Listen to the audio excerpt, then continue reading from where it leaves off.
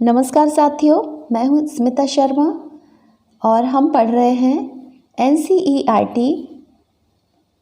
Class 11th का lesson 12 जलवायु और जलवायु परिवर्तन। इसमें हम पिछले वीडियो में कोपेन का विश्व जलवायु वर्गीकरण पढ़ चुके हैं और जलवायु परिवर्तन पढ़ चुके हैं और आज हम पढ़ेंगे वायुमंडलीय ऊष्मन और अम्लीय वर्षा। सबसे पहले हम ब्लूप्रिंट पर चर्चा कर लेते हैं। ये जो हम पूरा चैप्टर पढ़ चुके हैं, इसमें से कुल 10 नंबर के प्रश्न आएंगे, जिसमें 2 नंबर के ऑब्जेक्टिव टाइप क्वेश्चन आंसर आएंगे और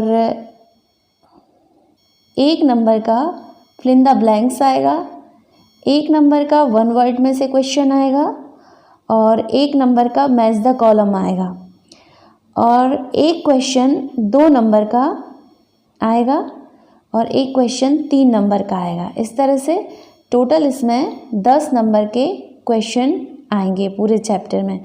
इसलिए ये चैप्टर हमारे लिए बहुत इम्पॉर्टेंट है, तो आप अच्छे से तैयारी कीजिए।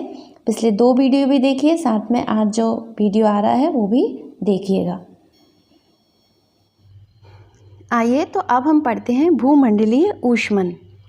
मानव द्वारा हानिकारक गैसों के उत्सर्जन से ग्रीन हाउस गैसों का प्रभाव वायुमंडल में तेजी से बढ़ता जा रहा है, जिसके कारण पृथ्वी के तापमान में वृद्धि होती जा रही है और इस कारण पृथ्वी पर भूमंडलीय ऊष्मन की समस्या उत्पन्न हो रही है। अर्थात पृथ्वी के तापमान का सामान्य से अधिक होना ही भूमंडलीय ऊष्मन कहलाता है। चलिए अब हम इसको विस्तार से समझते हैं। सबसे पहले हम देखेंगे ग्रीन हाउस प्रभाव। भूमंडलीय ऊष्मन में सर्वाधिक जो प्रभाव है वो ग्रीन हाउस प्रभाव का ही है, यानी कि ग्रीन हाउस गैसों का है। चलिए तो अब हम देखते हैं। ग्रीन हाउस गैसों की उपस्थिति के कारण वायुमंडल एक ग्रीन हाउस की भांति व्यवहार करता है और वायुमंडल आने वाले सौर विकिरण को वापस भी करता है, किंतु पृथ्वी की सतह से ऊपर की ओर उत्सर्जित होने वाली अधिकतम दीर्घ तरंगों को अवशोषित कर लेता है।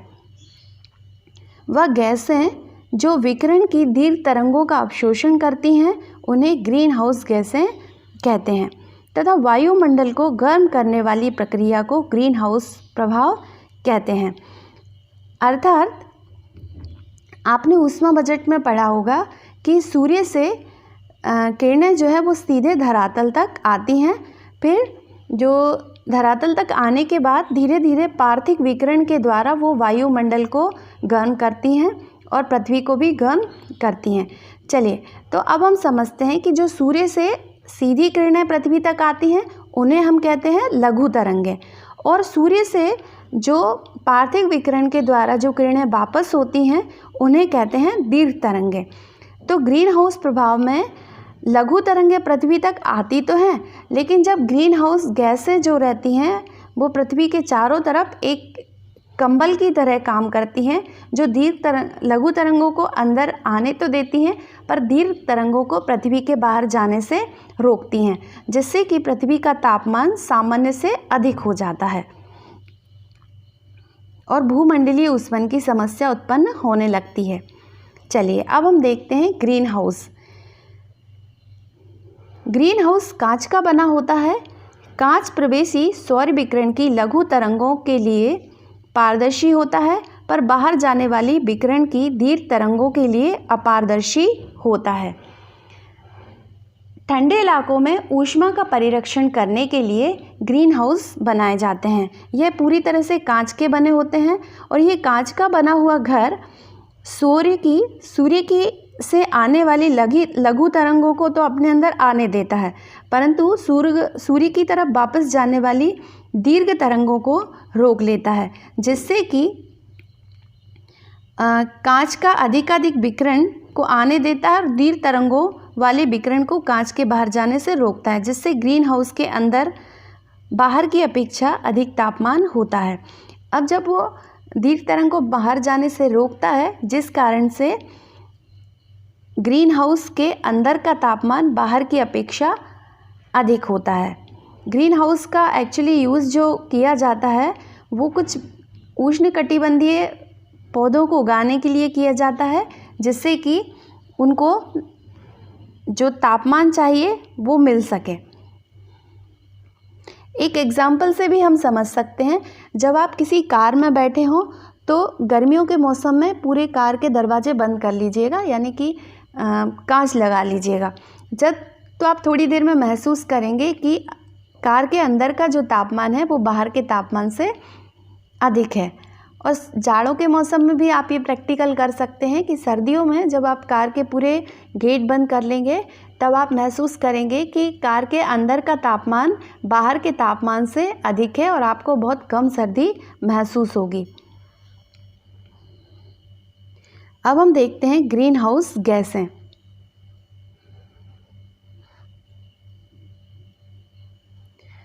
ग्रीन हाउस गैसों में सबसे महत्वपूर्ण गैस है कार्बन डाइऑक्साइड। चार्ट में भी आप देख सकते हैं कि कार्बन डाइऑक्साइड का 81% है जो कि ग्रीन हरित गैसों में सम्मिलित है। मतलब सबसे अधिक सांद्रण जो है वो कार्बन डाइऑक्साइड का है। उसके बाद है क्लोरोफ्लोरोकार्बन्स, फिर है मीथेन गैस, इसका कि 10% सांद्रण है, फिर है नाइट्रस ऑक्साइड और उसके बाद है ओजोन गैस। चलिए अब एक क्वेश्चन है कि ऊपर लिखी हुई सारी गैसों के रासायनिक नाम लिखिए। आप लोगों को ये जितनी भी गैसेस हैं इनके नाम देखकर फिर इनके रासायनिक नाम ढूंढकर लिखना है, ये आपका होमवर्क है। ग्रीन हाउस गैसों के प्रभाव। कार्बन डाइऑक्साइड वायुमंडल में उपस्थित ग्रीन हाउस गैसों में सबसे अधिक सांद्रण कार्बन डाइऑक्साइड का होता है। अभी बताया था कि जो 81% सांद्रण है वो कार्बन डाइऑक्साइड का ही होता है। कार्बन डाइऑक्साइड का उत्सर्जन जीवाश्म ईंधनों के दहन से होता है। पास में इमेज भी लगी है जिसमें कि जीवाश्म ईंधन यानी कि 4 व्हीलर हैं और इनके द्वारा पेट्रोलियम से जो धुआं निकलता है, कोयला है, इनसे कार्बन डाइऑक्साइड अधिक मात्रा में बढ़ती है इनके दहन से।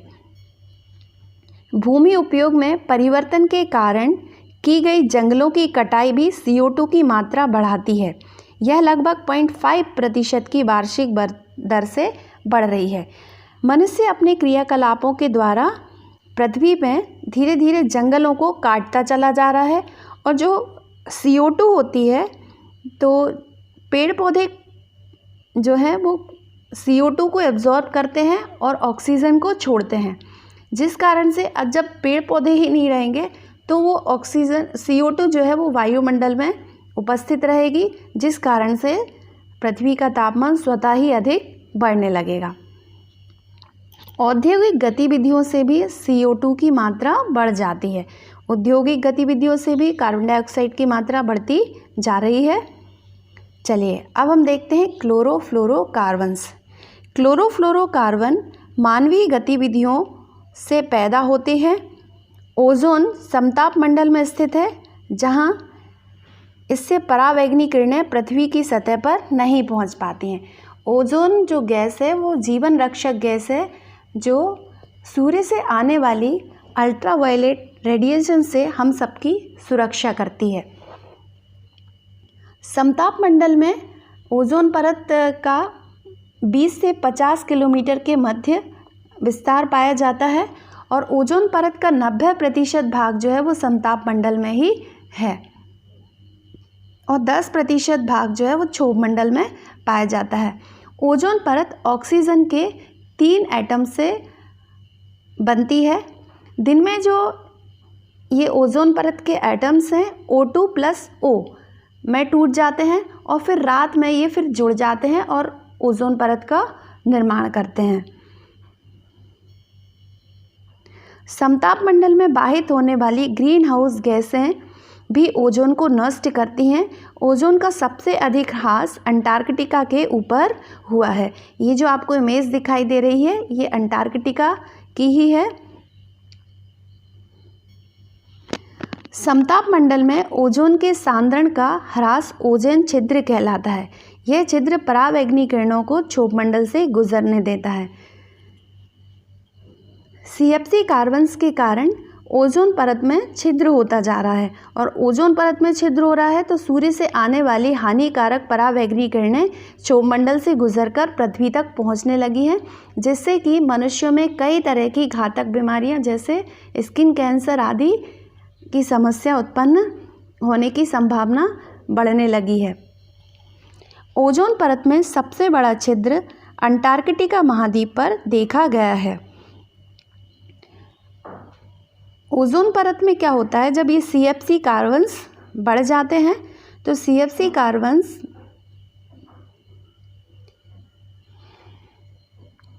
साथ में और भी हम समझ लेते हैं कि अंटार्कटिका में अपनी विशिष्ट जलवायु के कारण ओजोन के में छिद्र हो रहा है तथा सर्दियों के मौसम में शक्तिशाली चक्रवात बनते हैं और तेज़ पश्चिमी हवाएं चलती हैं और तापमान 85 डिग्री -85 डिग्री सेल्सियस तक पहुंच जाता है। ऐसे में ध्रुवीय बादल बनते हैं जो अपनी सतह पर अत्यंत क्रियाशील क्लोरीन को संघनित कर लेते हैं। यह क्लोरीन परमाणु वसंत के सूरज की पहली किरण के साथ ही मुक्त हो जाती है और ओजोन की क्रिया करती है। ठीक है, ये जो क्लोरीन है ये CFC कार्बन्स के द्वारा भी आती है, और ये जो क्लोरीन है वो ओजोन गैस से क्रिया करने के बाद क्लोरीन मोनोऑक्साइड प्लस O2 में विखंडित हो जाती है, जिस कारण से ओजोन परत का निर्माण होना बंद होता है। यह क्रिया सतत चलने के कारण ओजोन परत दोबारा से निर्मित नहीं हो पाती है और उसमें छिद्र बनता चला जाता है। सन 1985 में जोसेफ फरमन ने ओजोन छिद्र का पता लगाया था। साथ ही में मीथेन गैस, हम देखेंगे कि अंटार्कटिका जो महाद्वीप है इसके चारों तरफ समुद्र फैले हुए हैं, यानी कि पृथ्वी के उत्तरी गोलार्ध में महाद्वीपों की संख्या अधिक है और दक्षिणी गोलार्ध में महासागरों की संख्या अधिक है, मतलब महासागर फैले हुए हैं और महासागर बहुत बड़ी मात्रा में मीथेन गैस का उत्सर्जन करते हैं, और मीथेन गैस भी जो होती है वह भी एक हानिकारक गैस है। ओजोन छिद्र को जब से देखा गया है तब से समय समय पर कई प्रोटोकॉल किए गए हैं, जैसे कि 1987 में मॉन्ट्रियल प्रोटोकॉल किया गया, फिर उसके बाद क्योटो प्रोटोकॉल किया गया। वायुमंडल में ग्रीन हाउस गैसों के उत्सर्जन को कम करने के लिए अंतर्राष्ट्रीय स्तर पर प्रयास किए गए हैं। इनमें सबसे महत्वपूर्ण क्योटो प्रोटोकॉल है, जिसकी उद्घोषणा सन 1997 में की गई थी। यह सन 2005 में प्रभावी हुई। इस उद्घोषणा का 141 देशों ने अनुमोदन किया। क्योटो प्रोटोकॉल ने 35 राष्ट्रों को परिबद्ध किया कि वे सन 1990 के उत्सर्जन स्तर से वर्ष 2012 तक 5% की कमी लाएंगे। इनमें वह देश अधिक सम्मिलित हैं जो कि विकसित देशों की श्रेणी में आते हैं। भूमंडलीय ऊष्मन, वायुमंडल में ग्रीन हाउस गैसों के सांद्रण में वृद्धि की प्रवृत्ति आगे चलकर पृथ्वी को गर्म कर सकती है। इससे भूमंडलीय ऊष्मन की संसद उत्पन्न हो सकती है। इसके दुष्प्रभाव से हिमटोपियाँ व हिम नदियों के पिघलने से ऊंचा उठा समुद्री जल का स्तर और समुद्र का ऊष्मीय विस्तार तटीय क्षेत्र के विस्तृत भागों को डुबा सकते हैं। इससे सामाजिक समस्याएं उत्पन्न हो सकती हैं। भूमंडलीय ऊष्मन की समस्या के कारण जो उत्तरी ध्रुव है और दक्षिणी ध्रुव, इस पर आर्कटिक और अंटार्कटिका पर बर्फ जमी हुई है बहुत भारी मात्रा में। यह धीरे धीरे पिघलने लगेगी और इसके पिघलने से जो महाद्वीपीय तटीय क्षेत्र हैं वो सारे डूबने लगेंगे, जिससे कई तरह की सामाजिक समस्याएं और प्राकृतिक आपदाएं उत्पन्न होंगी। भूमंडलीय ऊष्मन को कम करने के प्रयास प्रारंभ में हो चुके हैं एवं आशा है कि जल्दी ही इसे कम किया जा सकेगा। चलिए अब हम देखते हैं अम्लीय वर्षा। प्रदूषण के कारण कभी कभी अम्लीय वर्षा होती है। इसका कारण यह है कि पृथ्वी के वायुमंडल में सल्फर डाइऑक्साइड और नाइट्रोजन ऑक्साइड जल के साथ क्रिया करके नाइट्रिक अम्ल तथा गंधक का तेजाब बन जाता है। देखिए इमेज की सहायता से हम समझेंगे कि H2O यानी कि पानी का जो इवोपरेशन होता है तो इसके द्वारा बादल निर्मित होते हैं और फैक्ट्रियों से निकलने वाले सल्फर डाइऑक्साइड और नाइट्रोजन ऑक्साइड ऊपर बादलों में जाकर जम जाते हैं और जब ये पानी से क्रिया करते हैं तो ये नाइट्रिक अम्ल तथा तेजाब में बदल जाते हैं और जब ये पृथ्वी पर बारिश के रूप में गिरता है तो इससे कई तरह के हानिकारक दुष्प्रभाव देखने को मिलते हैं। जैसे पेड़ पौधे हैं वो मर जाते हैं, फसलें खराब हो जाती हैं और कई तरह की समस्या उत्पन्न होने लगती हैं। आइए देखें 10 तापमान के आधार पर भूमंडल कितना गर्म हो चुका है। तापमान के उपलब्ध आंकड़े 19वीं शताब्दी के हैं और ये यूरोपीय देश यूरोप के हैं। 20वीं शताब्दी में सबसे अधिक तापन 2 अवधियों में हुआ है, 1901 से 44 तक यानी कि 1944 तक और 1977 से 1999 तक। इन दोनों में प्रत्येक अवधि में भूमंडलीय ऊष्मन 0.4 डिग्री सेल्सियस तक बढ़ा है।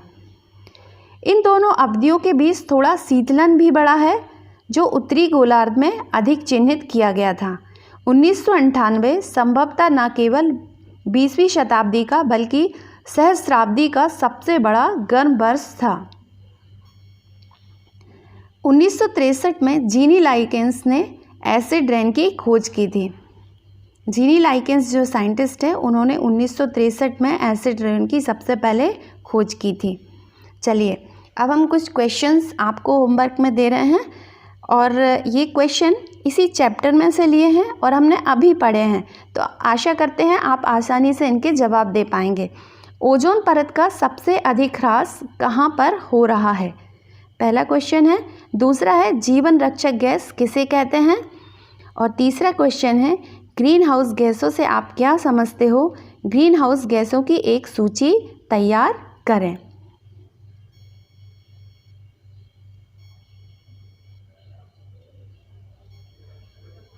तो आप सभी से आशा करती हूँ कि आप लोगों ने जलवायु परिवर्तन और कोपेन का विश्व जलवायु वर्गीकरण तथा भूमंडलीय ऊष्मन व अम्लीय वर्षा अच्छे से समझा होगा।